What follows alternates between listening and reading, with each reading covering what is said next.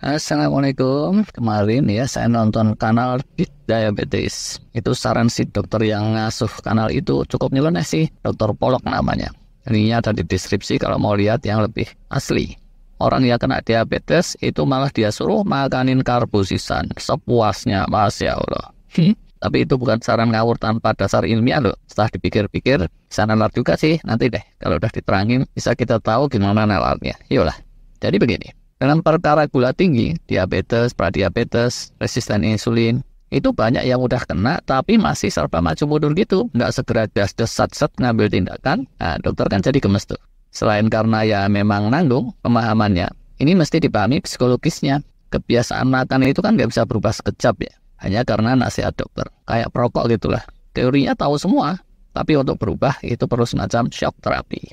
Dan gitu, di luar sana masih ada banyak mitos-mitos meragukan. Ada yang bilang nasi merah aman lah, atau nasi diganti kentang, diganti talas Bogor, whole grain, atau apalah gitu. Ada yang bilang kalau dipilah-pilih, banyak karbo pun nggak apa-apa, asal yang glycemic indeksnya rendah dan seterusnya. Dan gitu, ada yang logikanya bengkok juga, kayak orang alergi udang ibaratnya. Dikasih obat antihistamin kan sembuh tuh, hiburan gatalnya. Tapi ya tentunya makan udangnya mesti di stop kan ya. Jangan mentang-mentang ada antihistamin terus makan udangnya malah dipol-polin gila-gilaan, astagfirullah. Gula tinggi juga sama.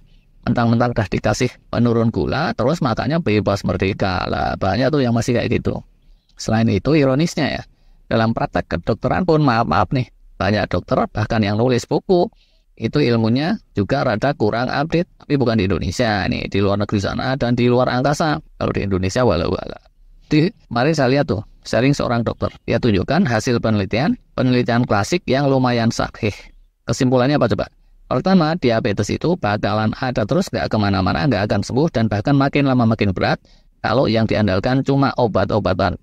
Bukan gak ada yang sembuh sama sekali sih, tapi ya tingkat kesembuhannya itu kurang dari 4% apa ya gitu. Sebagian kita mungkin sering ketemu tuh ya yang kayak gini, handetolan yang diabetesnya itu seumur hidup. Kesimpulan kedua, tidak lagi kalau terapi obat-obatannya disertai usaha sistematis dan dramatis untuk menurunkan kadar lemak tubuh. Ternyata apa?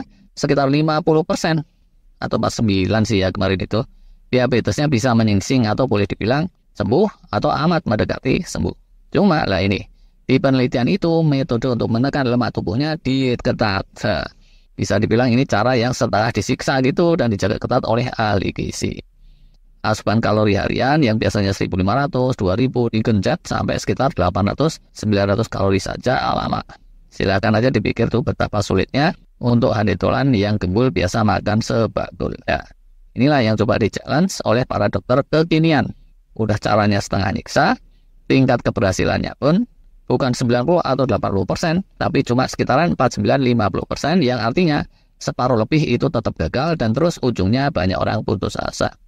Bahkan kalau saya nggak salah nangkep ya, si dokter yang sharing itu sendiri, ibundanya pun kena stroke, komplikasi mungkin dari diabetesnya. Saya juga punya pengalaman pribadi. Dulu udah saya sharing ya, ibunda kami itu boleh dibilang disiplin sedunia, dietnya udah kayak apa tuh, tapi ujungnya ya gitu deh, innalillahi. Nah, demi lebih membuka mata para pasien, kanal Fit Diabetes terus menyarankan yang nyeleneh tadi itu. Dokter loh ini yang kasih saran. Sarannya, yang diabetes bandel itu dia suruh aja makan karbo sepuasnya. Bukan terus-terusan, terus selama sebulan apa ya gitu.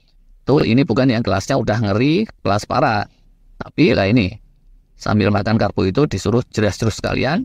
Sebelum makan jerus, gula darah diukur, terus sejam setelah makan, gula darah diukur lagi. Biar nggak usah minum obat penurun gula. Biasanya katanya sekarang silakan aja lu lihat sendiri. Segimana horornya itu si gula darah yang naik meroket. Gitu deh kurang lebih inti pesannya. Kalau orang Jawa bilang dilulusisan gitu.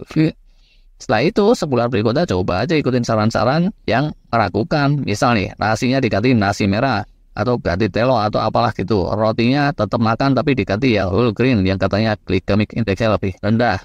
Coba aja sambil tetap diukur lagi jelas terus pakai glukometer. Nah ini sensitivitas orang kan beda-beda tuh. Mestinya ada yang kenaikan gulanya rada mending, tapi itu minoritas. Sedangkan mayoritasnya yang dasarnya udah bakatan diabetes, dia bilang itu bakalan sami mawon sama aja atau beda tipis. Bahkan ya, porsi makannya dikurangin, biasanya sepiring munjung jadi setengahnya, sepanjang masih karbo-karbo juga, bisa tetap sami mawon atau amat mirip. Nah, ini mungkin bisa mematahkan riset klasik di atas tadi.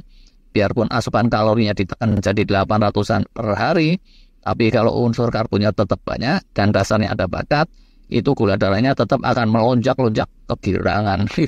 Ya gimana, wong makan nasi 2-3 sendok aja bisa udah melonjak, apalagi 800 kalori. Beda lagi kalau yang bukan bakat diabetes. Habis diasup karbo, gula memang melenting, tapi sejam kemudian atau 2 jam biasanya gula darah udah melandai lagi. Ini nggak usah dibahas. Nah, terus setelah mata melek, melihat sendiri dengan nyata apa yang bikin gula melonjak, coba aja menu makanannya diubah total. Jangan ada nasinya, jangan ada rotinya, jangan ada yang karbonya polosan. Makanlah telur gitu, atau daging, atau ikan. Kayak orang yang diet keto atau diet karnivor, terus coba aja diukur sebelum dan sejam sudah makan kayak tadi itu.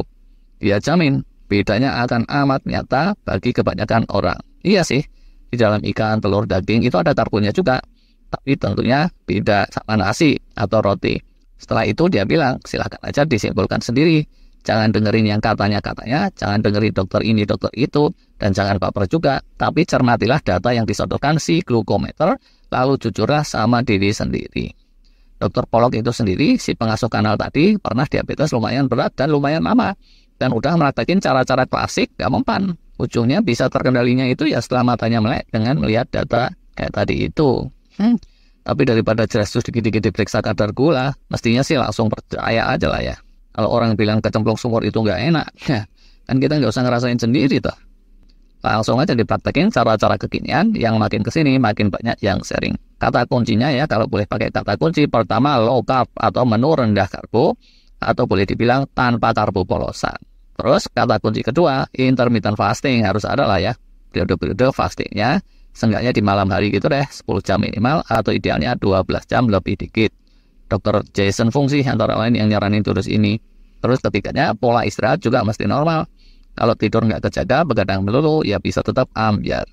Yang nyaranin disiplin tidur, ini Dr. Matthew Walker antara lain. Udah aja 3 itu. Kalau yang punya tekad lebih baik, mungkin bisa lagi ditambah jurus extended fasting sesekali, dikombinasi dengan jurus anti usuran degeneratif yang lain, yang kita udah sering bahas. Tapi kalau yang masih kondisi kepayahan, yang sifatnya tambahan ini dilupain aja lah dulu, nggak apa-apa. Kalau di nalar ya, yang disarankan Dr. Pollock dari kanal Beat Diabetes itu lebih make sense menurut saya dan lebih gampang dipraktekin karena tidak menuntut diet ketat yang menyiksa. Makan dia tetap aja boleh sampai kenyang, makan enak juga tetap boleh asalkan jangan yang karbo polosan. Ujungnya itu yang kegemukan biasanya kadar lemaknya turun signifikan, dan kalau kadar lemak dah turun, sensitivitas insulin biasanya naik. Coba mesti diingat, kalau sebelumnya sempat diabetes, biasanya tuh setelah praktekin diet rendah karbo, ada kecenderungan kolesterol LDL akan naik, tapi ya sudahlah. Soal itu kita juga udah pernah bahas terpisah kan ya. Terima kasih.